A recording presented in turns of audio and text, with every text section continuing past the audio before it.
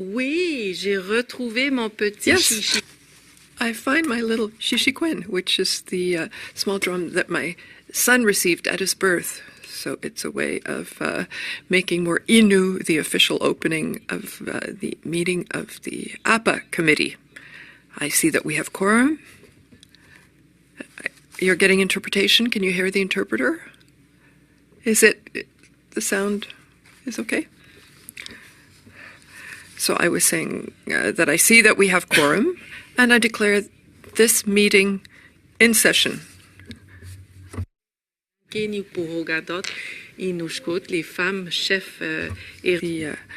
women and the chiefs and representatives of the Assembly of Chiefs, I thank them for being here. And before we begin,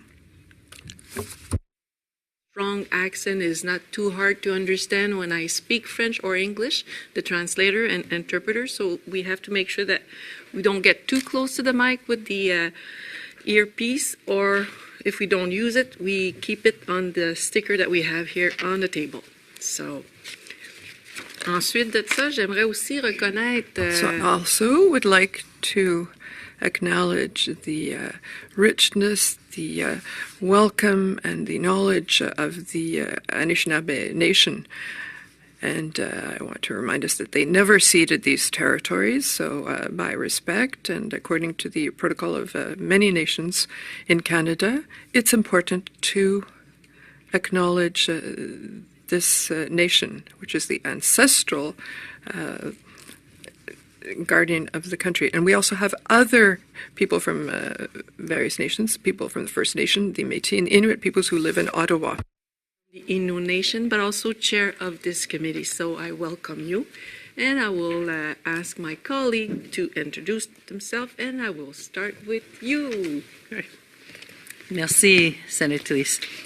My name is Kim Pate. Welcome, and it's great to see you. I live here in the unceded, unsurrendered, unreturned territory of the Algonquin Anishinaabe Nation. Hello, my name is Nancy Karata Lindell, Senator for Nunavut. Mary, welcome. It's good to see you again. Mary Jane McCallum from Treaty 10, Manitoba Region. And I'm Scott Tannas from Alberta. Brian Francis, Ebugut, Prince Edward Island. Karen Sorensen, Banff National Park, Alberta, Treaty 7 territory. Alors, merci beaucoup, et je tiens So aussi... thank you very much, and I also want to acknowledge the presence of colleagues from all of the senators' offices, and our youngest inter, who's Atikamek, Patrick Awashish, who's here with us for the entire week. He's a mini senator, a young leader in training. Thank you very much. So you know that people are listening to us here to hear the witnesses speak in our first hour. This evening we're meeting under our order of reference on the government's response, which dates from the 26th of April 2024 to the committee's 14th interim report entitled Honoring the Children Who Never Came Home. Truth, Education, and Reconciliation, which was tabled in the Senate on July 19th, 2023, during the first session of the 44th Parliament. So today we have the privilege and the pleasure of welcoming at our table women leaders, the first from the Kamloops de Sekwepamuk in Innu language, and also the Chief Rosanne Casimir, who's accompanied by Kyrie Tristary, Lead Senior Director for the Assembly of First Nations. And also, via video conference, we'll also have the presence of the former chairperson of the Residential School Documents Advisory Committee and former chief of the Coasis First Nation, Mr. Cadmus Delorme. And I'm thanking you both for being here today. your opening statement and we proceed with question and answer, I would like to remind ourselves, and I'll do it with my own self, that it's on mute, and I'm sure we're all on mute. And also, because it's a sensitive discussion where we will share, but we will listen your truth, your stories or experience or your message. Maybe some of our relative families are listening. So there is, I will say it in French, where people can call if they feel that the trauma is back, and we want to make sure that it's trauma-informed during this session. So, nous avons une ligne d'écoute nationale pour la So we have a résolution. national residential school crisis line, and the telephone number is 1-866-925-4419. And there's another helpline, Hope for Wellness, at 1-855-242-3310. And also there is a website which is hopeforwellness.ca. So for those who are also listening to us, there is some information here to give you support should you feel the need for that. So we're ready to hear your opening remarks, and that will be followed by the questions from the senators. And Chief Casimir, the floor is yours. Good afternoon, good evening, everyone. I'm Cookbee Rosanne Casimir, Chief of the Kamloops Ishwapunk. Very honored to be here on the unceded and unsurrendered territory of the Algonquin Nation. Thank you, Chair, and the honorable members of APA, for this opportunity to speak with you as part of your important study. And I'm here on behalf of the Assembly of First Nations. And Cookshacham to MJ for providing me with this tobacco. This is really good medicine and supporting, with that connection, so Cookshacham. Your committee's previous reports honoring the children who never came home 2023 and the missing records, Missing Children 2024, provided a very clear assessment of the barriers First Nations face. Many of those barriers persist today. They are structural, legal, and governance related, and they continue to impede our community-led efforts to locate missing children and protect burial sites, including inadequate short-term funding, restricted or inconsistent access to records, and conflicting legal regimes across jurisdictions. These investigations are sacred, and they are made profoundly more difficult by fragmented legislation, limited access to records, and decision-making frameworks that do not reflect First Nations authority or jurisdiction. Indian residential schools have operated for 150 years. Investigating what happened to the children cannot be completed in a few years or through short-term funding cycles. Comparable investigations in Canada and internationally have taken decades. The BC government's investigation into Robert Picton's, involved 383 cubic yards of soil, searched over 28 acres at a cost of $102.8 million over more than 7 years. Holocaust investigations have continued for more than 75 years. Truth takes time. Justice requires commitment, and Canada must be prepared to support the sacred work for generations.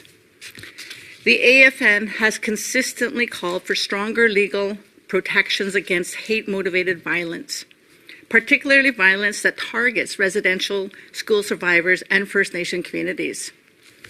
The AFN resolutions reaffirms the need to combat racism and uphold the dignity of survivors, the need to protect sacred and sensitive sites, and the need to address the rise in residential school denialism. We support the bill's intent to criminalize hate-motivated acts and the use of hate symbols. Bill C-9 does not go far enough.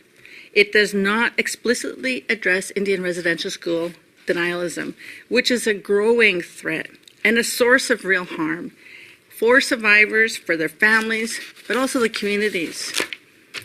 I'm raising 4 legislative and policy priorities that we wish the federal government to undertake. The first, the report on the APA recommendations. Like you, Senators, we ask for an update on the 6 recommendations from the 2023 Honoring the Children Who Never Came Home report, and also the 11 recommendations from the 2024 Missing Records for Missing Children report. We want to know, what progress has been made, what actions have been taken, but also what barriers, are remaining.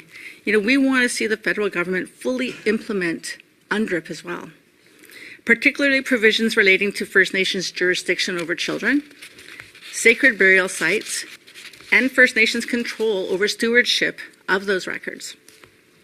UNDRIP cannot be treated as optional guidance either. It must guide federal legislation and also the decision-making.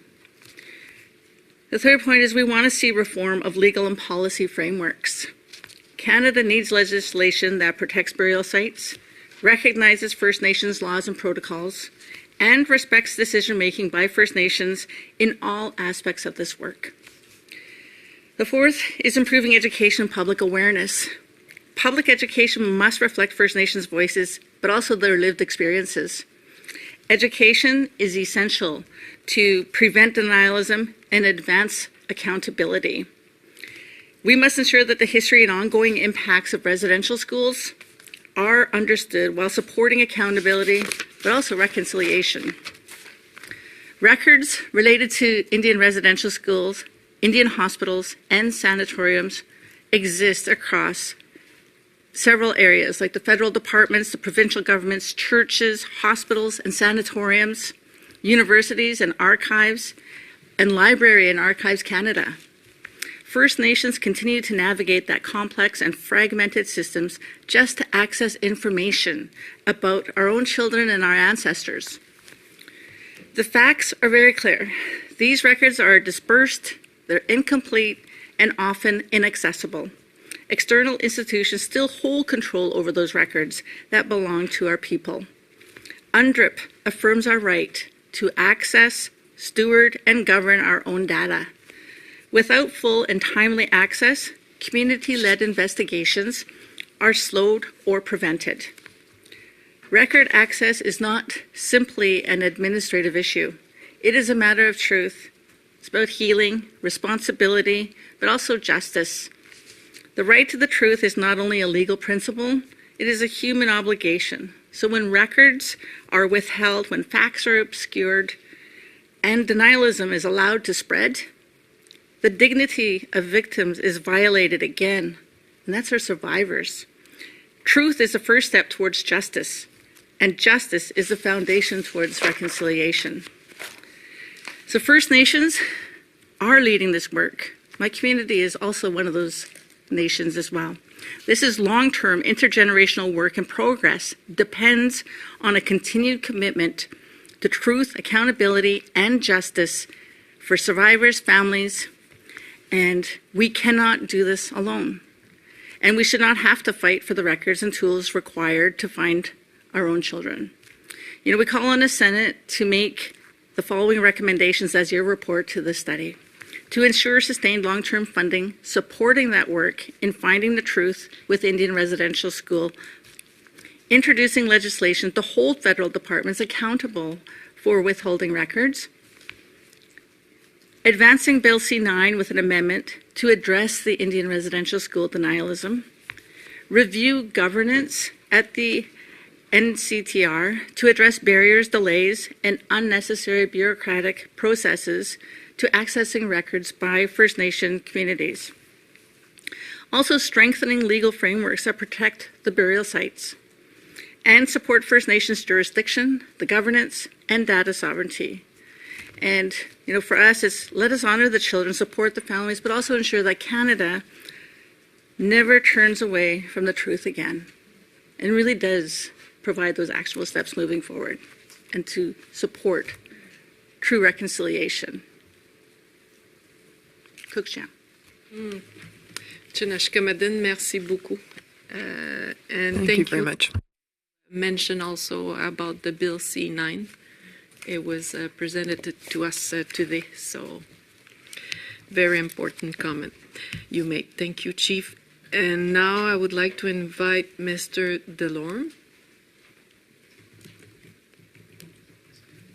He's coming, huh? Video. And then we'll go for a question. Good evening. Madam Chair, Bonjour. Senate, Chief, all people in the room. I come to you from Saskatchewan in our Canadian perspective and Treaty 4 territory in our respected Crown relations. I'm in Cowes First Nation. It's a really big honor to be here and talk for the next couple of minutes. I was a prior chief of the First Nation and worked very well and hand on hand with Chief Casimir during the time of 2021. And it wasn't an easy time when you had to explain to Canadians why there was unmarked graves in Canada beside the 140 once funded residential schools across our country. And a lot has happened since then. I transitioned to a chair helping the Government of Canada, the federal government, in the Residential Schools Document Advisory Committee. I was chair of that from March of 2023 until July of 2025, where we paused our role.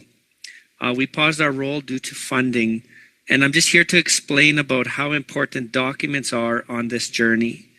I just want to say why we do this and who I represent today. I'm independent today, just a proud citizen in Canada and a proud First Nation person, but residential school survivors and their families are watching us. And this is our way to show them and help them heal and what they just went through and what we all just inherited. This committee was to help the federal government and provide strategic direction with recommendations.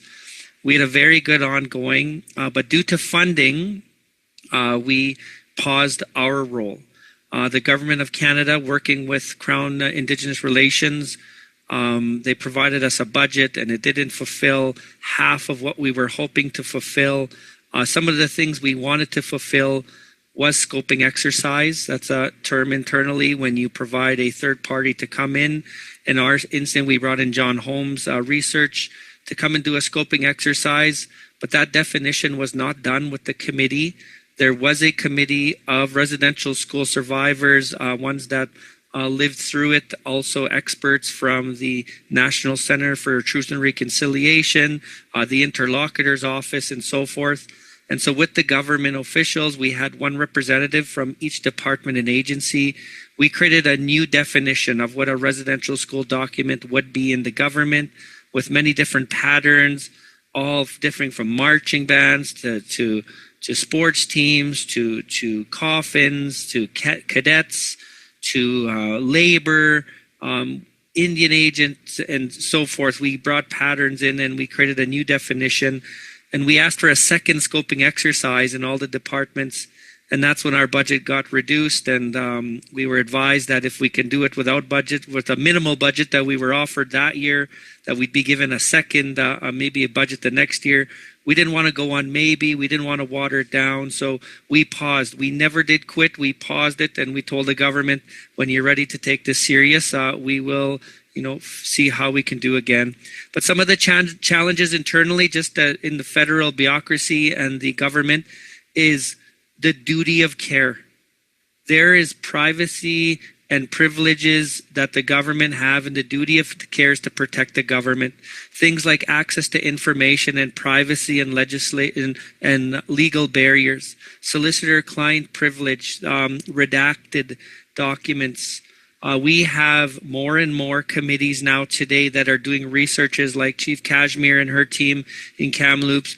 We got many across the country that are getting some little bit of funding to start doing their research. And the federal government, what our goal was, the end goal was to transition these documents from the federal government to the National Center for Truth and Reconciliation so that the access could be with minimal barriers.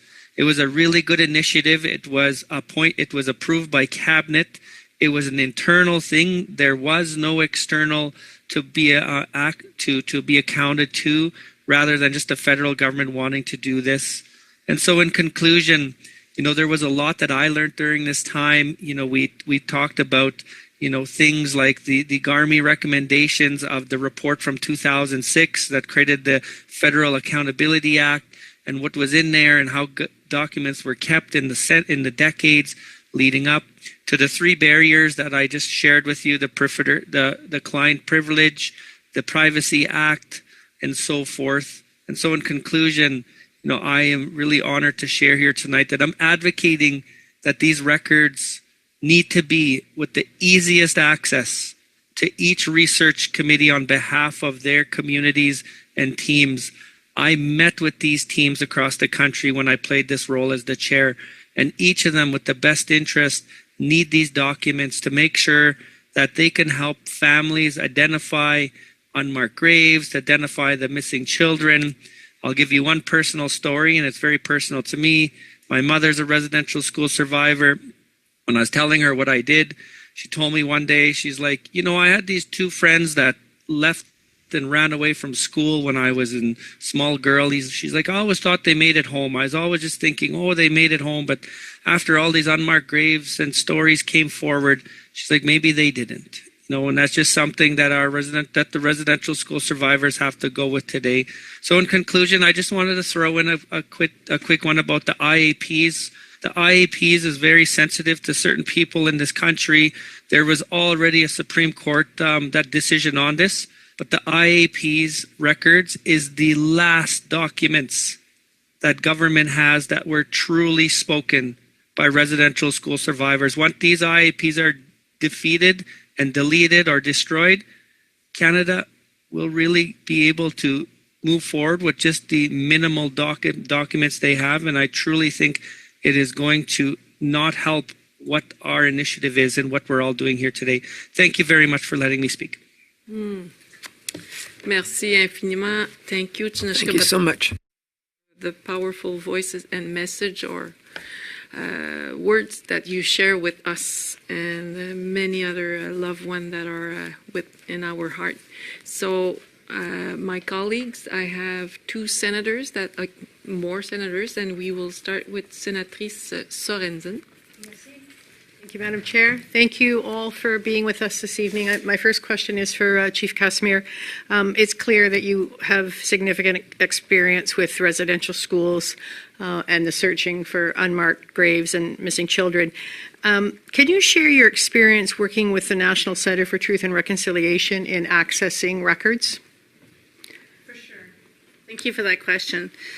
The NCTR plays a very important role as the permanent archive of the Truth and Reconciliation Commission. However, significant concerns have been raised by survivors, families, and First Nations, including that the current NCTR governance structure does not fully reflect First Nations decision-making authority. Also, the university and provincial legislation governing the NCTR creates barriers, delays, and bureaucratic processes to accessing records and is not designed for First Nation communities. Some communities continue to experience difficulty accessing records needed for truth-seeking and burial site investigations. Governance must be community-focused and guided by Indigenous data sovereignty principles. This committee's work makes clear that the NCTR requires strengthened First Nations governance, greater transparency, a review of the University of Manitoba's administrative agreement, and a system that is responsive to community needs, not institutional constraints. So for us at the Kamloops, why these records matter so deeply is, for us, the records are not just documents. They are the story of our children. For us, without full access to the student lists, admissions, discharge logs, medical files, and church correspondence, those are just some of the areas. But it's also about identifying the children. The families, cannot be, notified. The truth cannot be confirmed. Denialism is growing in the absence of evidence. So we're honoring the children who did not come home. And to do that, we need the truth preserved in government and church archives to be fully accessible, without delay, without restriction, and or redaction beyond the privacy needs of survivors and families and those that are leading investigations. Cook's Jam. My question for Mr. Delorme, sorry, my screen just went down. You were involved in Taoise's First Nations work with Saskatchewan Polytechnique to use remote sensing technologies to locate unidentified and unmarked grave sites. Can you just explain that a little bit? It's just something I'm not familiar with, and I was intrigued by that work. Thank you, Senator, for the question. Radar penetrating systems is like a push cart on golf, if I can just give you a description, and it goes over land and it picks up disrupted soil up to 150 years ago. So it doesn't pick up, bones, body, but it picks up this disrupted land. And so the machine was pretty simple to push around and to move around, but it's the data system. And Cowes, when I was chief, we had the talent to do it, but we didn't have the resources to understand. So we partnered with a higher learning institution. In our instance, Saskatchewan, there's the Saskatchewan Polytechnic. And so they were our resource for data and understanding the patterns and so forth. And then we were able to GPS the marks as well. So say if something crashed and we lost some, it was all GPSed in there. Thank you very much. That's interesting. Thank you, Madam Chair. Parfait. Alors, Sénateur Francis. Thank you, Madam Chair. And this question is for Chief Casimir. On October 2024, the Independent Special Interlocutor, Kimberly R. Murray, issued a final report that identifies 42 obligations that governments, churches, and other institutions must meet to implement an Indigenous-led reparations framework for truth, accountability, justice, and reconciliation. This came after more than 2 years of intensive engagement with Indigenous survivors as well as their families and communities. And I guess my question is, are you concerned that the federal government has taken no steps to respond to the obligations put forward by Kimberly Murray and will continue to disregard this work? Thank you for that question, Senator. I am very concerned that the work hasn't progressed. A lot of time, money, resources have been invested to support, her work that she worked with all First Nations nationally. And to be able to provide the supports to communities to do this investigation, but also to seek truth, but also justice. And my fear is that so much time is already lapsing. And to me, when it comes to reconciliation, when it comes to justice, this year cannot be left on the back burner. Not at the expense of our survivors, but also, for future generations as well. The role of the Special Interlocutor was to independently engage with Indigenous people, provide recommendations to the federal government, and, in general, advance truth and healing. Are you concerned that the mandate of the Special Interlocutor was too short, that it has left a significant void, and should the mandate be extended? I fully and wholeheartedly believe that it should be extended. This work to me is incomplete, and there is still so much more work to do. And, anyhow that I could advocate and support along with each and every single one of you, I would gladly do so.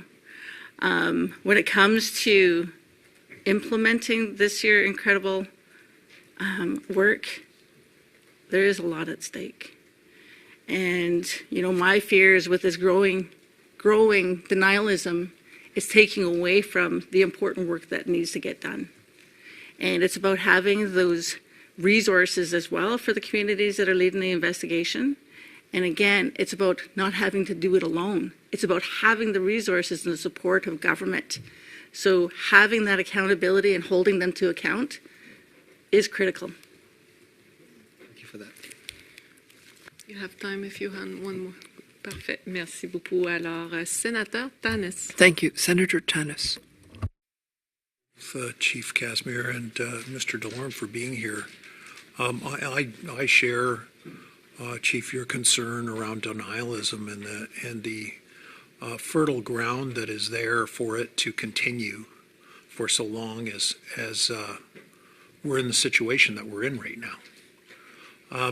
And I just wondered, we're coming up on the 5th anniversary of the initial discovery that you were a part of. And out of the 215 graves, how many do you believe, how many identities, how many people have you identified that you believe are within that 215? Thank you for that question. That is out of my realm right at this time. I can share that a lot of work has been taking place, and just like Delorme Cadmus had shared about the GPR work, our community has definitely taken those exact steps. It's a process that's recognized internationally that supports investigations. And so that is the route that our team has utilized. And there has been other processes, and there is still much more work to do. So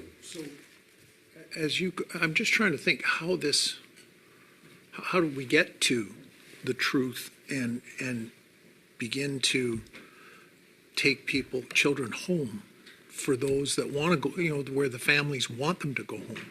How we identify that, and so I'm trying to understand.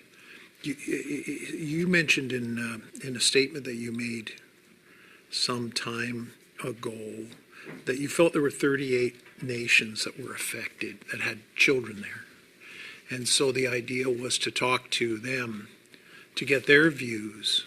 And is the idea to say to those 38 nations, look, if we find somebody, however we find them, what do you want us to do? I guess that's the question that I'm asking. How do you get to the spot where you say, okay, it's time for us to begin excavating and trying to start bringing people home? How do you see that going?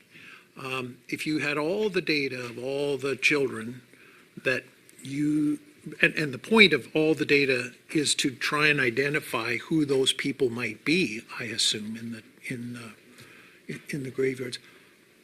Then what? So could you just walk us through how you see over the next decade, 5 years, 1 year, how this all plays out so that there's a pathway that those that want to confront deniers can say, this is where this is going. And in the meantime, there's no conspiracy. We are working a path together to get there, to do the right thing by these children. And it's not clear to me, and I'd be keen to know, Mr. Delorme or Chief Casimir, how you see this process working.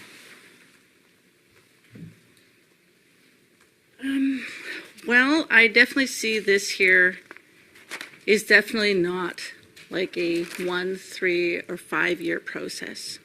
I definitely see it as a longer process that's going to take some time.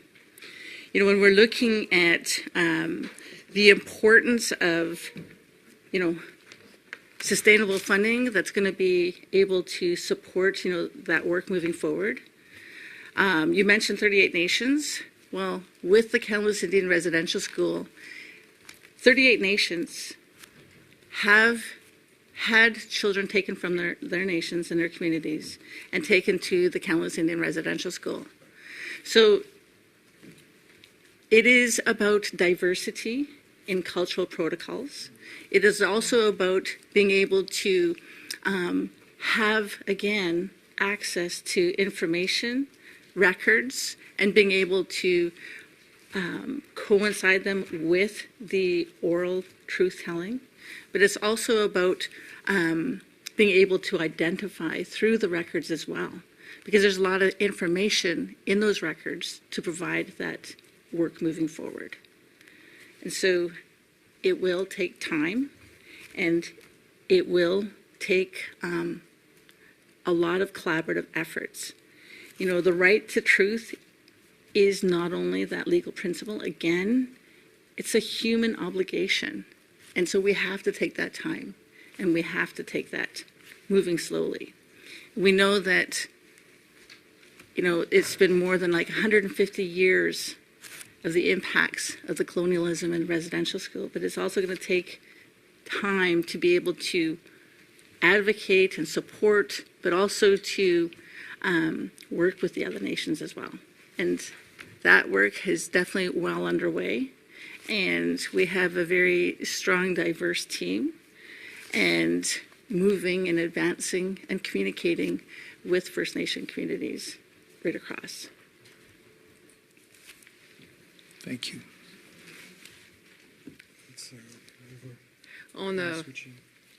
We'll go to another senator if we may. Okay. Mr. Delorme, do you have anything to add? Have you begun, or has your community, which was also, you know, had significant evidence of graves, have you, as we're just hearing, you know, it's all, everybody's going to have a different approach. What's been the approach in your community? Is there a list of suspected people, children that would be there, and is that how you're kind of taking the first steps? What steps are you taking to try and develop a path to get those children where they belong? Thank you, Senator. So it's three approaches. So the first approach is the technical side, and you know, the GPR that I explained in a prior question, that's stage one. So there is the technical science side of just making sure we know where, you know, a body is. And so we did the GPR, we brought in the Gadaber dogs, a sniffing technique. But one of our biggest successes was something called the S4. And it is a little pin that goes down. It does not dig anything up, but it has a camera and a sensor. And when you hit something, it can verify what it is, if it's a body, if it's something else equivalent, and then it comes back up. So that was probably one of our greatest technical sides to this, just to verify. It doesn't say gender, age, anything of that nature, but it verifies that there is something there. So that was a huge step for us. I'm no longer a part directly of the team. I'm just a very big supporter of it and reading a lot of documents today. So that's the first one. The second flow is the research. So government from the, you know, from, I'll talk about Maryville, from 1898 to 1974, when the documents were truly ran by the church at the time and funded by the government, were very, very dispersed. Asking for Tylenol was like a BCR letter. There was other things, but when children would pass, we had to take the intake at the beginning of the year and the intake at the end of the year, and we would match them that way because governments were able to just put whatever they wanted. And so, I mean, even to just say, if we were to open up all the documents, that would not find all our solutions. We had church going, and then we have French as well. So we needed translators to translate some of these French documents from the church. And then there was other means of documentation, treaty payments, so forth.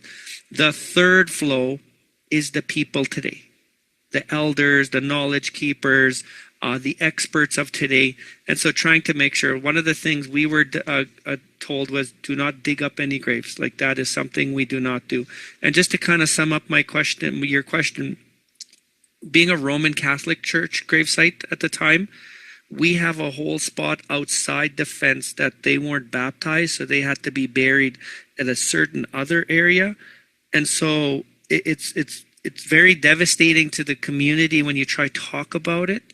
So it was really important that we just kept giving updates and updates. So those three streams, Senator, is what's funded in a normal committee to try and get this to the end goal. Very much. It's very helpful. Merci beaucoup. Thank you very Alors, much. So, Senator Pate. To all of you for being here. You've seen the response of the government to the committee's report. If you were in our shoes, what would you want us to say back to the government? That is a very, very good statement. And, just like in my opening remarks, I shared, where's my opening remarks? So in my opening remarks, I shared a number 4 there. What's that page? Anyways, improving education and public awareness, especially when it comes to reflecting First Nation voices, but also their lived experiences. To me, that is extremely important. Education is essential to prevent denialism, but also to advance accountability. We must ensure that the history and ongoing impacts of residential schools are understood. And supporting accountability, but also those steps towards reconciliation. Denialism, again, is growing. And, it's not just a First Nation issue, concern. This is a national issue, in my opinion. And to me, that the government has to do more when it comes to denialism. But also, it's at all spectrums. Like, not only is it traumatizing for our survivors, but it's also traumatizing, for the families. And, also with communities, but also when we're also having this, conversations with local municipalities too. It's growing. The government needs to do more. They need to educate more. They need to be sharing the true historical impacts, but also there needs to be more done to be able to advance this moving forward. And I would just add on to Kupki Casimir's response to also flag that we're coming to the end of a fiscal year. And with that fiscal year, there are critical mental health supports that are going to be expiring, and we've gotten no indication of what's going to happen on April 1. This is an extremely delicate area where these services are critical. Even to host this session, I've seen the disclaimers of the Hope for Wellness crisis line. How is that funded? Is that going to continue after this? These are the questions that communities are asking, is what is going to happen with those gaps in mental wellness supports, as well as other areas of sunsetting funding that is coming. And so if we're looking to the federal government, it's asking, what is the plan? What is the plan forward to ensure that First Nations, that survivors, that families, that communities continue to have access to these critical services without any gaps, any service gaps? Mr. Delorme? Thank you very much for the question, Senator. What Chief Casimir and my other colleague just spoke of is very, very true. The mental health, the denialism. I just wanted to add on 2 things. The federal government, you inherited this as senators and the government today. You didn't create it.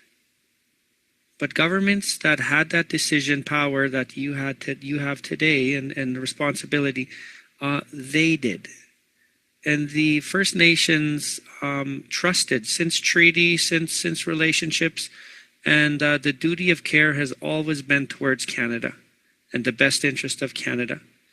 There has to be a paradigm shift that the best interest in this moment is truly to the First Nation people. And that's the challenge we face. And this is why it's so tough. Canada feels that justice has been served to some case. And this is what I mean. There was an apology. There was a per capita payment. There's some research done. So Canada somewhat feels, that, maybe we, kind of feel that justice, or First Nations people, justice is far from being served. Like the mental health and the family breakdown, kinship, because of the impact of residential school, the lack of governance funding for chief and councils, and managing the poverty that they inherited as well. And so, unmarked graves is what we're talking about now, and missing children.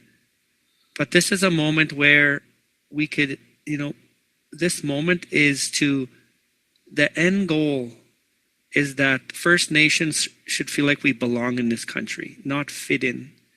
And there has to be core funding for this area. For these research teams, they don't know what they're going to get funded next year.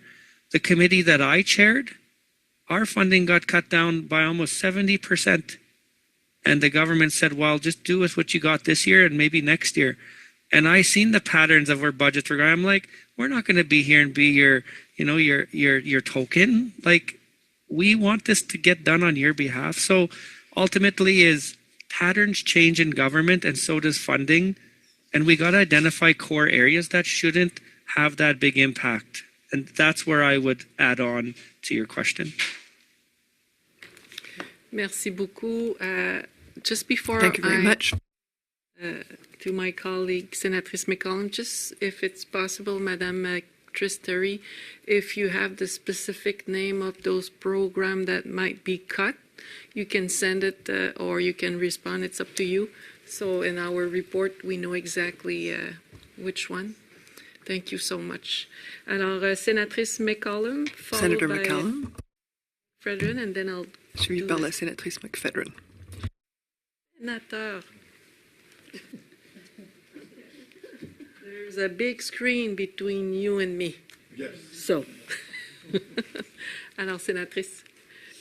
Senator? Thank you. Okay, I wanted to go back to the ancestral remains. As you know, when I was speaking to you, where I went to residential school, I work with the organization that's looking for the remains. And they organized a mock where we went through the bush to see how you can spot a grave. And then they also brought in the cadaver dogs, and they've identified 4 sites out of maybe 300. And I'll just briefly go over that. So when they do the cadaver dogs, they have to punch holes in the earth. And then when the body's there, the gas will come up. So the cadaver dogs went all around and came to one site, and then they bark and sit. And the one that was in the bush, this was done through a pipe ceremony, and he saw the site, and he looked for it, because we both were there for like 11, 12 years, and he found it. So they took the dogs there, and the dogs were very restless but couldn't pinpoint. So they went, I guess, downwind would it be, or upwind? And they came this way. And she said the dog ran to the tree, and he just swiped it. I saw the claws, and then he sat. So I said, okay, how does this work? He said, the gas comes up. And I said, how long does it remain? And it's 150 years. And because one of them was around a tree, the tree will wrap its roots around the body, and the gas goes up the tree, and that's what the dog smelled. So, we've moved ahead to look at what do we do now? Because ours is a provincial park, it wasn't on reserved land. And the Major Crimes Unit came, the province came, because they have a heritage bill. And we're at that stage, and I started looking at the laws covering repatriation. Because for me, I want those bodies taken home. They died there in violence. They were buried in violence. And we need to take them home and honor them so they can be with their loved ones and remove them from that site where they were so just disposed, like, you know. So, you know, my question is, when you're doing this work, has anyone looked at what happens now? You know, and even if you leave the bodies there, are you going to do a ceremony, or, you know, what is it that we do? And we do work with anthropologists, and it's interesting because one of them is the daughter of one of the women that I went to residential school with, and they were both there, and she was helping. So, you know, despite, I know the records is a big thing, but we're there already, and I think we need, do you agree that we need to start, or maybe you've started? And what are all the areas that that we need to consider?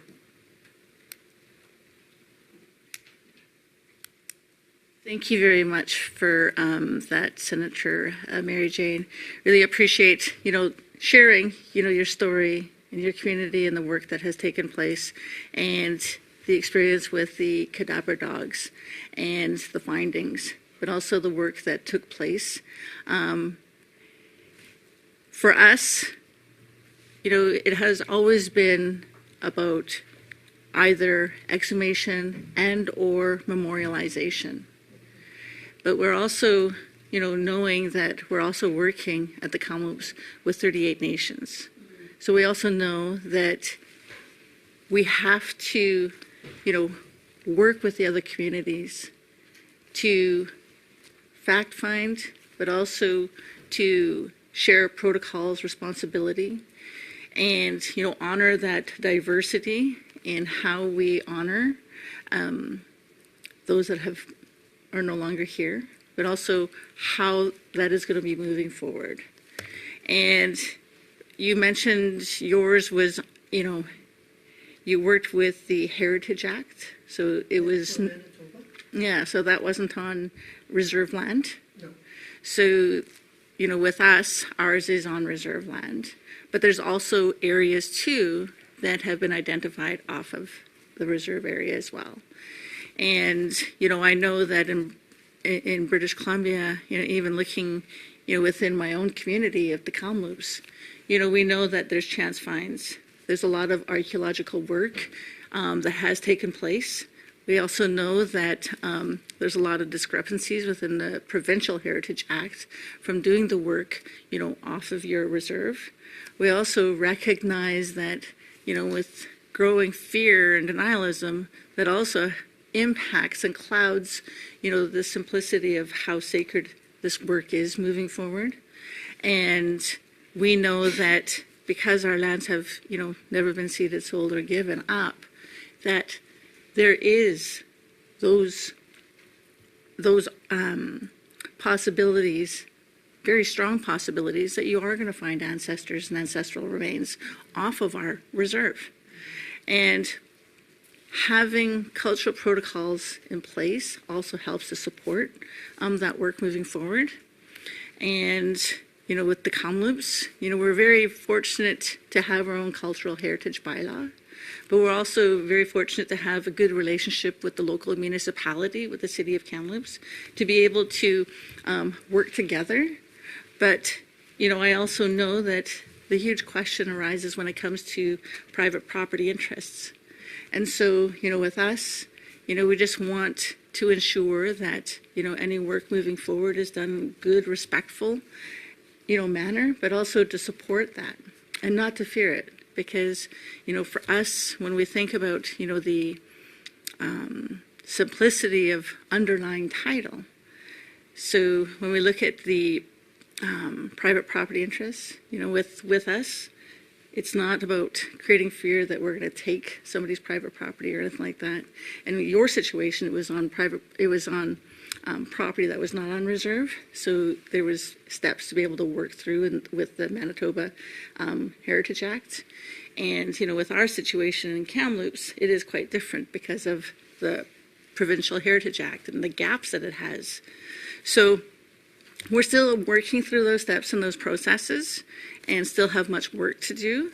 But when we're looking at, you know, getting to the place within our area there close to the Kamloops Indian Residential School, we have much work to do with all the local First Nation communities and going through those protocols and knowing that it has to be something that we can all agree to be able to do, because we have many that say that, you know, that is their final resting place, memorialization.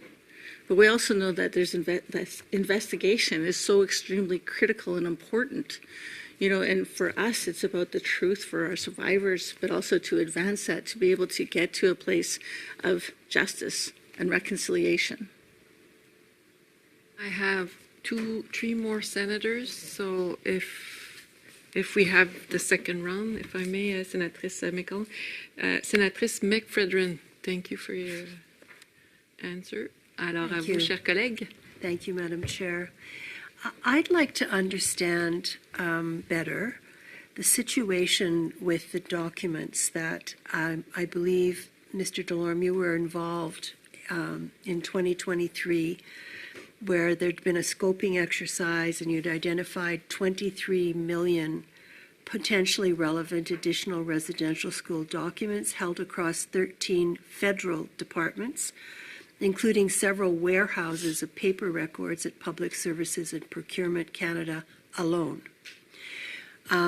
Aware of the fact that just about a year later, you and other members of the advisory stepped away because of a funding issue to do your work. I'm hoping you can tell us a bit more about the significance of those 23 million documents in federal hands, and also whether you see another mechanism. The advisory committee didn't work. I mean, you know much more about that than I do, but do you see another mechanism? Do you see a way to come back at this and not leave it so unresolved? Thank you, Senator. There was identified 23 million documents, and I first want to start off by explaining how they were identified. Before I took chair in March of 2023, the government took it upon themselves to create a definition of what a residential school document would be, and it was through search engine search and some internal hands-on. And so that's where the 23 million documents came.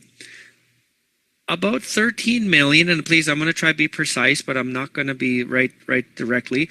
About 13 million could easily be transferred to the National Center for Truth and Reconciliation. They are nothing to do, they're outside the scope of the client solicitor privilege, outside the acts that protect documents internally.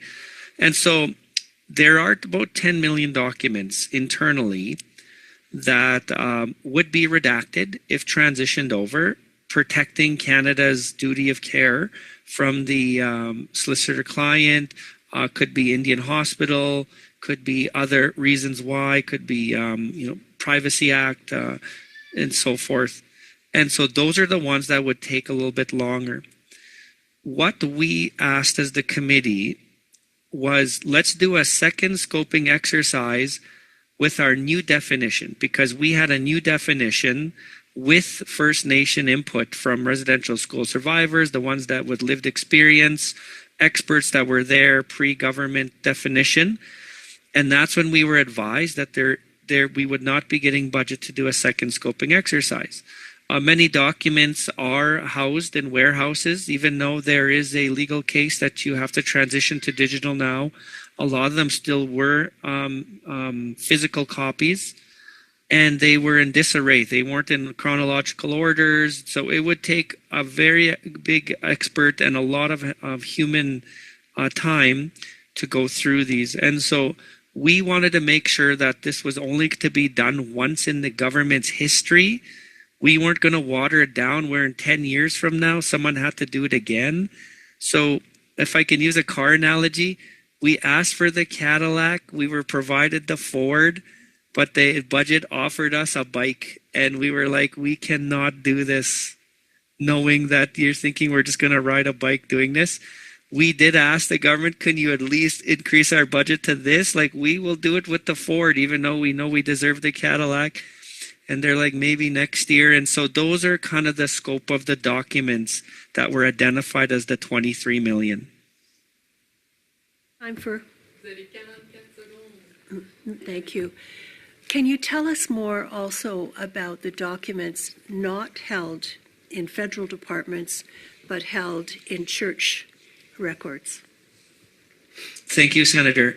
Yes, each residential school prior to around 1972, before 1972, was ran by a church, majority of the 140.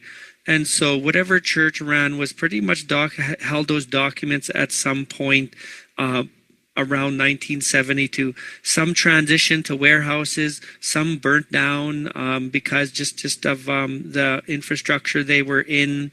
And so it's really up to each residential school. There's not just one holding church. In an instance for Cowes, ours ended up in Winnipeg, and this is how it went. It went from Cowes, Merivale, to a local town called Grayson, to Yorkton, Saskatchewan, which ended up in St. Boniface, Manitoba. So the documents boxes kept moving and moving. And so, people had access to them at any times, so forth like that. So when we got to St. Boniface, we expected somewhat of a chronological order.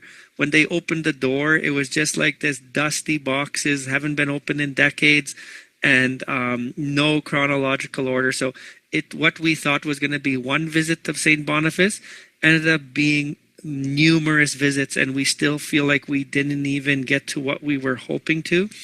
And we had to translate some of it because it was in French.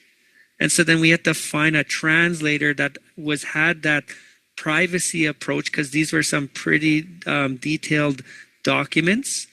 There were other documents that we were trying to seek, but predominantly it was through the government and through the churches. Thank you. Merci infiniment. Alors, nous avons deux sénateurs. Thank you. We still have two senators. Senator Prosper. Thank you to both of our witnesses here, and Carrie as well. Thank you for being here. I can only imagine how through the course of all of this, the navigation of discussions and within community, outside of community, with government, in trying to, as mentioned earlier, Chief Casimir, getting to the truth of something, and while at the same time dealing with denialism and people calling, where's the evidence? And then, you say, well, there's a process here in order to establish that. I'm just curious about, there are a number of recommendations that were suggested, both from the reports provided, but also within your submissions. One that I just want to focus on and sort of get both of your perspectives on is First Nation governance and First Nation data sovereignty. Can you just sort of, I know one can start at many areas, but if there was a core or critical issue that you think may have a way of, you knock over one and it has a way of creating that momentum, where do you think, we would land on First Nation governance and First Nation data sovereignty? Do you consider that the core issue, or one of many? But more specifically, I guess, to that, can you just provide some detail to those terms, to just for my benefit, I guess. Thank you very much. Okay. So thank you very much for that question, Senator Prosper. So looking at the sovereignty, I think it's really important, for First Nation communities that are leading the investigation to be able to uphold their sovereignty through their customs, their culture, but also their protocols that they have in place, but also being able to support and lead that work moving forward, and to be able to have the resources also be available as well. And when we're talking about like the First Nations governance, it is about including the traditional, but also the governance that they also have in place as well, and also working with other communities and their governance structures, and everything from ceremony to their cultural traditional practices when working with those that have passed, but also their knowledge, but also the shared knowledge, but also the history, but also supporting how and where and when those discussions take place towards memorialization and or exhumation. So it is all those various steps that take place in between all those steps. So. Thank you, Chief. Mr. Delorme, any comment on further to the question? Yeah, I just wanted to add in two things. So the OCAP, I'm sorry, I'm just going to use the acronyms. The OCAP is a really good teaching tool for First Nation governance to understand the sovereignty that they have with the records and so forth. And that is, I have been a big fan of the OCAP process. I'm trained in it. I got all my team trained in it and continue today to advocate for it. It allows a First Nation to understand the true sovereignty document understanding. Secondly, there is a protection clause here. And so, the Government of Canada, you have privacy acts and so forth. I heard Chief Casimir talk about hers similar governance structures. Not all nations have these. They're not written yet. They may be in ceremony. They may be in the unwritten. So that's why the NCTR is so important. And, I'm not here to advocate that they're the solution, but they're one of the strongest organizations to hold these documents until nations are ready.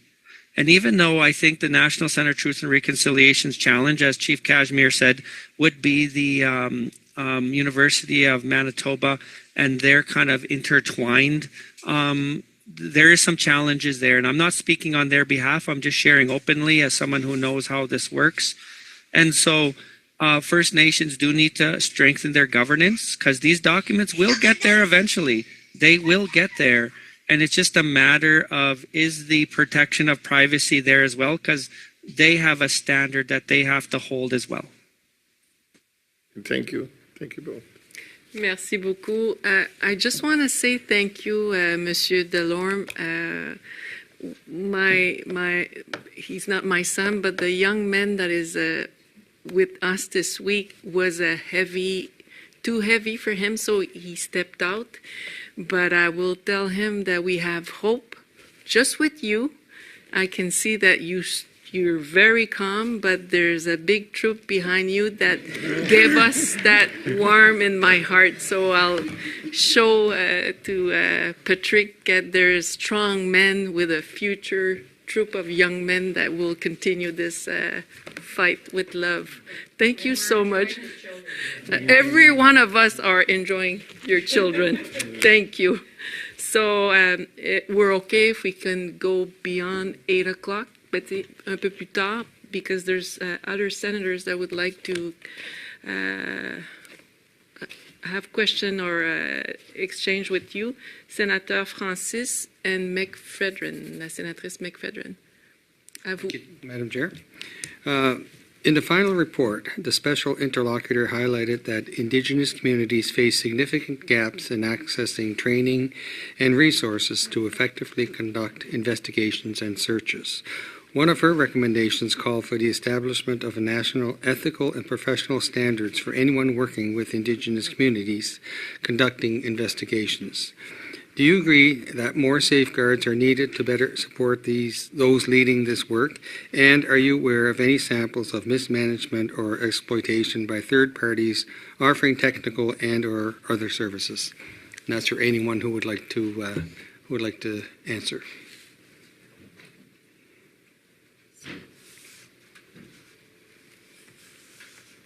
Mr. Delorme, maybe do you want to start? Sure, thank you. Thank you, Senator. I'm going to start off with an example. And please, I'm not discrediting. I'm going to say, so we had a relationship with SAS Polytechnic, still do today. And we trusted that their system was going to work well with ours. And our system meaning more just our oral and understanding. And we somewhat had a disagreement at some point. And we wanted results. The results weren't coming quick enough from our standards. We kept asking and asking. And finally, we kind of felt almost not cornered, but we felt like we had to understand more of their timeline rather than figure out our timeline. And that's when we realized that we need to create something where we can control the science part of this. And I'm not discrediting SAS Polytechnic, but they did this out of the corner of their desk because they still had classes and the person that helped us still was a professor. And so that's an example. And I wouldn't say that they, treated us wrong. It's just that we weren't a priority all the time when to us this was a priority. And so moving forward, I got to meet with a lot of these search committees and these research committees when I was the chair. I took it upon myself to call each of them, go meet with them, go to their sites, and they're all in silos. They weren't talking to one another. Like Maryville wasn't talking to Kamloops. I didn't know if they were talking to another one, and there was one in the Blood Reserve. There was one in Brandon. There's one in Ontario. And so I started to tell them, I think you should call this one because they're having a similar issue. So I think that's where we could probably be stronger is somehow unite them. And maybe this is from the interlocutor at the time because she was doing the same thing. And now that she's not there and now that I'm not the chair of a certain committee, I don't know if anybody's even doing that anymore. Alors, merci beaucoup. Maintenant, je cède la parole à la... Thank you very much. And now I'd like to give Senator McPhedran the floor. Thank you. There's a problem with Delormes sound. Time remaining on C9. And I'll give you a moment. Many of us were at a briefing today on C9. I think I could maybe summarize by saying there are a fair number of unconvinced senators in that room about the act as it's proposed. So I'm very interested in your seeing that as a key vehicle to address denialism. And I want to make sure I'm understanding your approach on this. Is it to add to the current and proposed definitions of hate and have denialism rolled into that? Is it a separate standing category that you would like added to the Act? Thank you. If you want to, I'll go in the new. Sure. Yeah, so with Bill C9, it's actually part of the legislation that the AFN was looking to intervene on in the fall. National Chief was scheduled to appear, and her appearance at committee was canceled at the last minute. And she was particularly seized with wanting to talk about Indian residential school denialism and hatred. And so in our study of C9, I think what we were looking to introduce was an amendment that would look at incorporating around the willful promotion of hatred, but to include that spectrum of Indian residential school denialism, but I think also more broadly looking at racism directed towards Indigenous people. But I'll turn it over to Kupki Casimir to talk specifically, because in our preparation for this committee, she talked a lot about what is being experienced on the ground in her community in BC. Thank you for that, and thank you very much for bringing this here forward and to be able to have this here conversation. Free speech, it does not include the right to cause harm, and when we look at denialism, it's causing harm. It's re-traumatizing our survivors. It's affecting families of survivors. It's affecting communities, and it's affecting relationships. And to me, those are all things and that we have to hold strong and to be able to support, because it has triggered so many, and it's all the fear that has been triggering over and over. And, when I look at the denialism, it's not a matter of, debate in any shape or form. And it should be supported by the federal government. And criminalizing denialism, I think it has to go that far. It has to. Because it's not about restricting, free speech in any way. It's about protecting the dignity and the safety, but also the humanity of survivors and their families. And I don't think that there's a day that goes by that, our community and our survivors, but, have been traumatized over and over with the denialism. And it's also, social media is probably the worst, so that really needs to be included. I see social media as, such an open space that really has a very negative rippling effect. And, we need to be doing more to uphold truth, but also to share the truth. And that's where I see the government really having a responsibility to support that moving forward. And, even our offices, places of work, it's the phone calls, it's the emails. They're all triggering and traumatizing. And, I know for myself, it's not just myself within the Kamloops. There's many of us who have substantial emails that get filtered, and our emails get monitored to be able to send that to a safe place, because otherwise it would be overload. So to me, when I look at my responsibility to my community, but also the sacred responsibility of, the investigation, that's got to be the focus. But without this denialism and this fear-mongering, and it really does need to be supported. It really needs to be supported at the federal level, every level, and every relationship, and allies right across the board to be able to stand up for truth.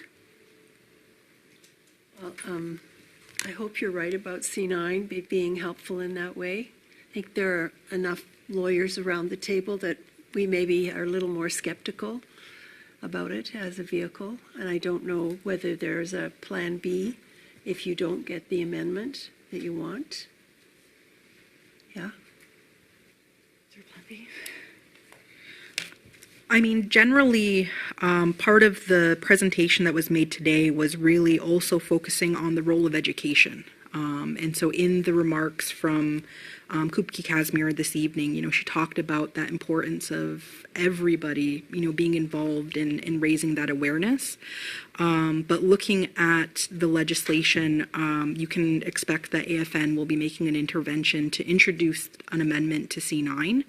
but also looking to continue to advocate for the recommendations coming from the Office of the Special Interlocutor, who called for similar legislation to deal with denialism. And we are also monitoring the private member bill C-254 coming from MP Leah Gazan, who is also looking to advance legislation that deals with Indian residential school denialism. Merci beaucoup. Alors, dernière. Thank you very much. So, the final senator to speak, Senator Pate. I just want to say, as you probably got the sense from us, it was delightful to see the children running around, but also a good reminder that we're taking you away from your family, and thank you to all of the witnesses for the time you devote to assisting us in doing this in a moment where you're struggling to find the resources to continue this. I have to say, as I was hearing you talk about the files and the frustration that Chief and Ms. Tristary, am I saying it right, talked about, it reminds me of what I think of, well, not just me, but what has often been described as the current day residential schools, the incarceration rates of Indigenous people. And I can't tell you how many times we've gone to court to get files, and then we get a box full of materials that is all jumbled up, and we have to spend not just hours, but sometimes weeks trying to put back together files, because it's like someone picked them up, threw them down the stairs, and then put them in a box and sent them to us. And so it strikes me that there are horrible parallels between the way you folks are being treated in trying to get these documents and the way they treat the current, attempts to try and have some justice in the prison system, where, of course, Indigenous people are overrepresented. I wish I had something more helpful to add than that observation, but I think it is something we may want to, I don't know if you've had experience dealing with trying to get those kinds of records, but it strikes me that treating, it's like the TRC is 10 years on, MMIWG has happened. It seems like there's very little institutional impetus to actually follow through on the remedies that were called for and that our First Nations community, Indigenous communities deserve. So I don't know if there's anything, if you agree with that, maybe it's something we can really try and strengthen what we say back, that not only has the report not ended up garnering the kind of response we might expect from the government, but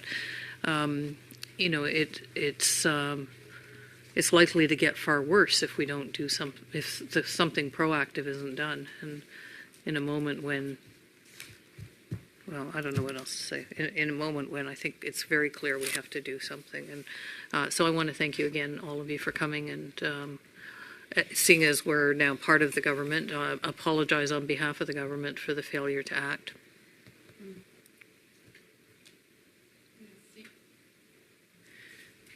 Merci beaucoup, and thank you very much.